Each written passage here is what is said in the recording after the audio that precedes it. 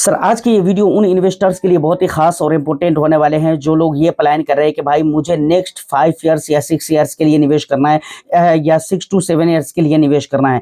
तो यहाँ पर 2-3 ऐसे सेक्टर्स हैं जिसके बारे में हम बात करेंगे कि भाई वहाँ पर हाईली ग्रोथ आपको देखने को मिल सकता है और इस ग्रोथ के पीछे रीजन क्या रहने वाला है उसके ऊपर हम डिटेल्स में बात करेंगे। इसके अलावा देखिए मेरे कहने का ये मतलब यहाँ पर बिल्कुल नहीं होगा कि भाई हम जिन सेक्टर्स के ऊपर बात कर रहे हैं सिर्फ वही ऐसे सेक्टर्स हैं जहाँ पर ग्रोथ आने वाले कुछ सालों में देखने को मिलेगा, बल्कि मेरे कहने का मतलब यह है कि यहाँ पर और इसके अलावा और भी सेक्टर्स है जहाँ पर ग्रोथ तो होगा, लेकिन ये कुछ ऐसे सेक्टर्स जो कि ग्रोथ के मामले में बहुत ही खास बन जाएंगे और उसके पीछे के रीजन की भी हम बात करेंगे कि क्यों इन सेक्टर्स में अच्छी खासी ग्रोथ आपको देखने को मिल सकता है। तो अगर आप sectoral and thematic mutual fund लेने वाले हो या फिर पार्टिकुलर किसी एक सेक्टर के फंड स्टॉक्स आप लेने वाले हैं जहां पर आप चाह रहे हैं कि भाई आपको अच्छा पैसा बने नेक्स्ट 5 to 6 इयर्स या 6 to 7 इयर्स में, तो ऑफ कोर्स ये वीडियो आपके लिए बहुत ही ज़्यादा इन्फॉर्मेटिव और इंटरेस्टिंग होगी।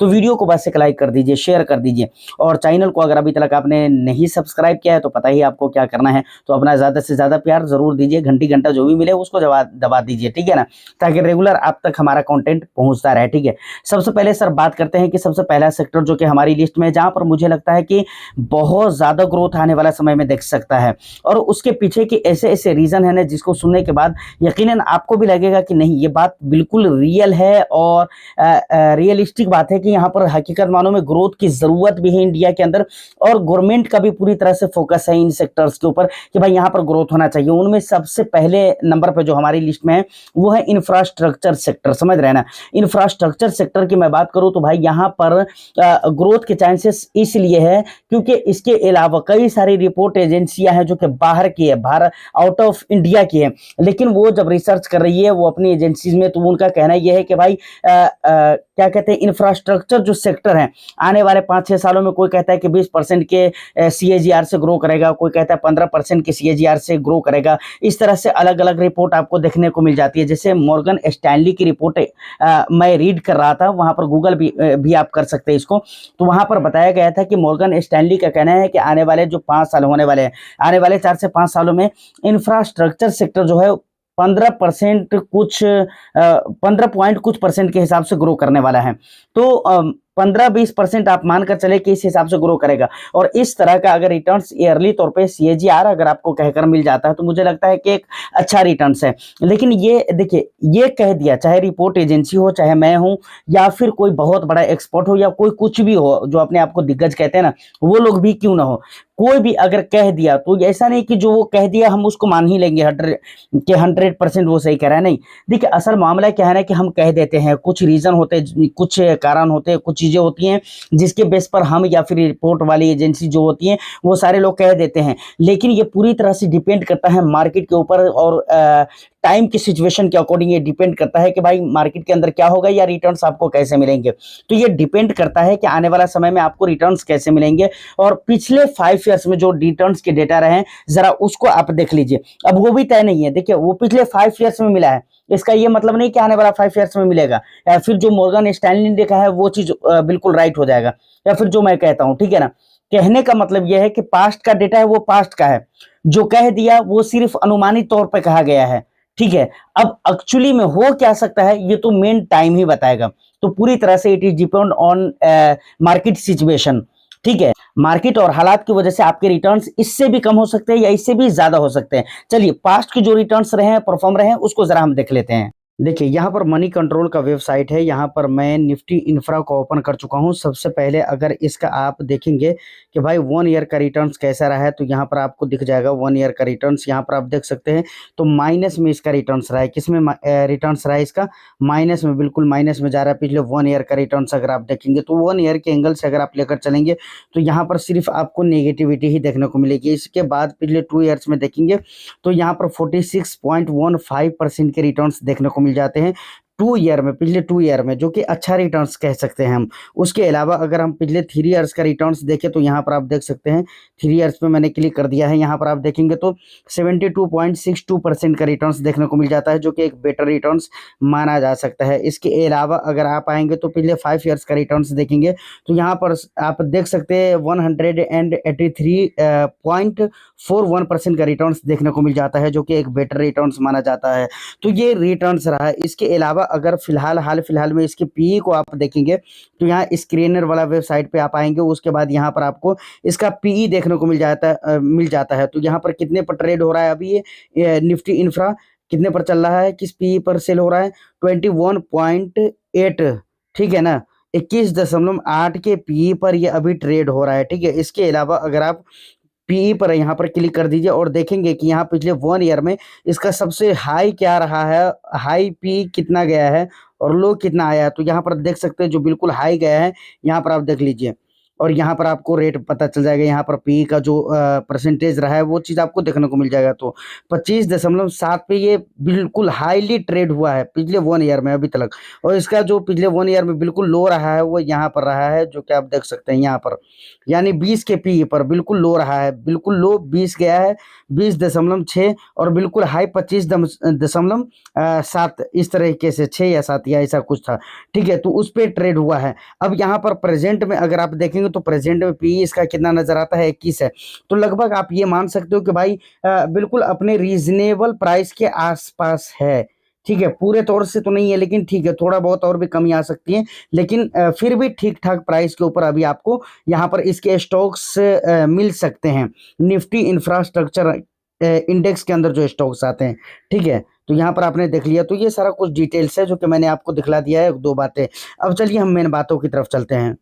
चलिए, यहाँ तक रिटर्न्स के जो भी डेटा थे वो आपने देख लिया है इंफ्रास्ट्रक्चर का, लेकिन याद रखिए ये पिछले 5 सालों का रिजल्ट है। मैं क्या बोल रहा हूँ, पिछले 5 सालों का। आने वाला 5 सालों में क्या होगा वो कोई नहीं बता सकता, आपको एग्जैक्ट कोई नहीं बता सकता। बट मुझे, अगर मैं अपनी बात करूं और मेरे ओपिनियन की बात करूं, तो मुझे तो ऐसा लगता है कि भाई यहाँ पर बहुत ही हाई ग्रोथ देखने को मिलेगा। जितना अच्छा ग्रोथ पिछले 5 सालों में नहीं किया है इंफ्रास्ट्रक्चर या इंडिया का कोई भी थीम हो, वो अब आने वाले 5 सालों में ग्रो करेंगे, ये मुझे लगता है, ठीक है। अब देखिए रीजन क्या है, इसके पीछे का रीजन मैंने कहा ना, रीजन भी बताऊंगा।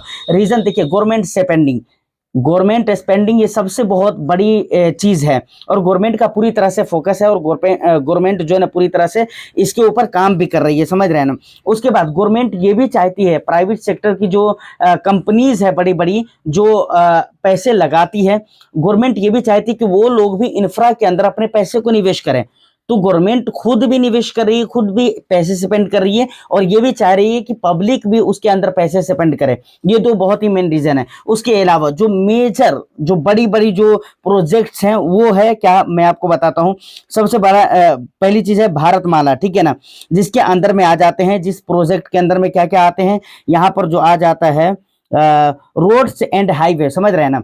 रोड्स एंड हाईवे ये बहुत बड़ा प्रोजेक्ट है, मतलब बड़े बड़े रोड को बनाना और बड़ा बड़ा हाईवे तैयार करना, ये किसके अंदर में आता है, भारतमाला जो प्रोजेक्ट है उसके अंडर में आता है।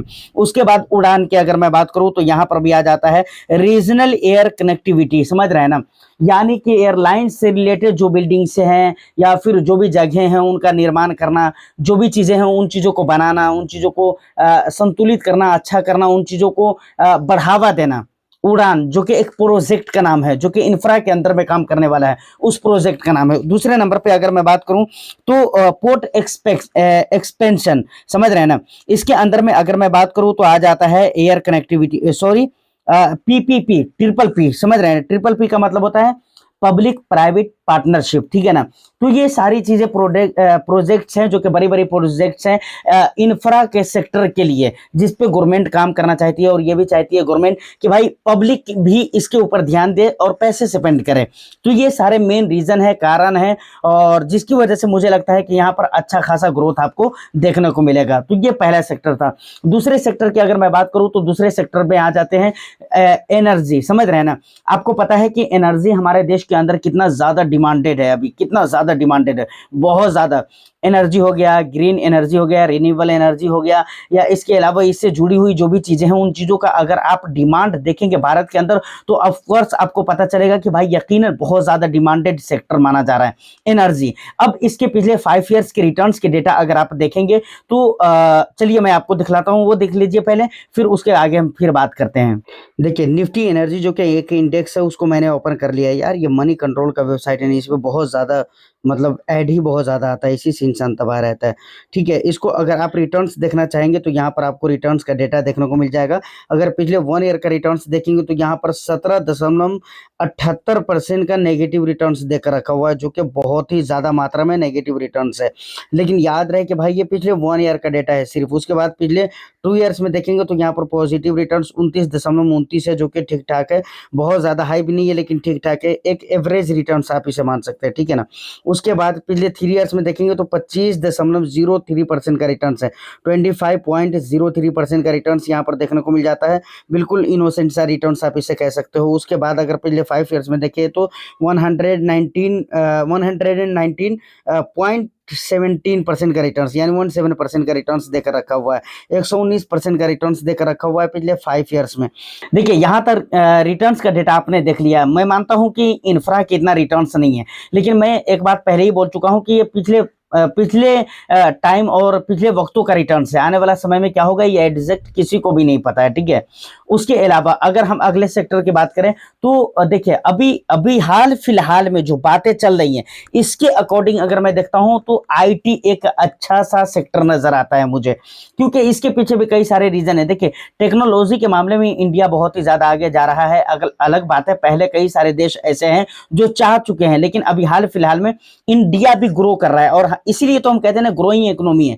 तो इंडिया भी ग्रो कर रहा है टेक्नोलॉजी के फील्ड में। अब देखिए यूएस की कई सारी बड़ी बड़ी कंपनी है, एप्पल हो गया, गूगल हो गया, माइक्रोसॉफ्ट हो गया, उसके अलावा कई सारी कंपनीज ऐसी हैं जिसके सीईओ या फिर बड़े बड़े पोस्ट पे जो है ना इंडियन अधिकारी आपको देखने को मिल जाते हैं, क्योंकि भाई इंडिया के अंदर वो क्वालिटी है, इंडिया के लोगों में वो स्किल्स हैं, और लोगों ने अपने अंदर स्किल्स डेवलप की हैं, और ऑफ कोर्स इंडिया के जो लोग हैं वो कर भी रहे हैं। इसके ऊपर पूरी तरह से फोकस उन्होंने करके रखा है। तो आने वाला समय में ऑफ कोर्स इंडियन आईटी को बहुत ज्यादा फायदा होगा, और इंडियन आईटी अलग अलग देशों के अंदर सेल किए जाएंगे, और वो भी महंगे रेट के ऊपर सेल किए जाएंगे।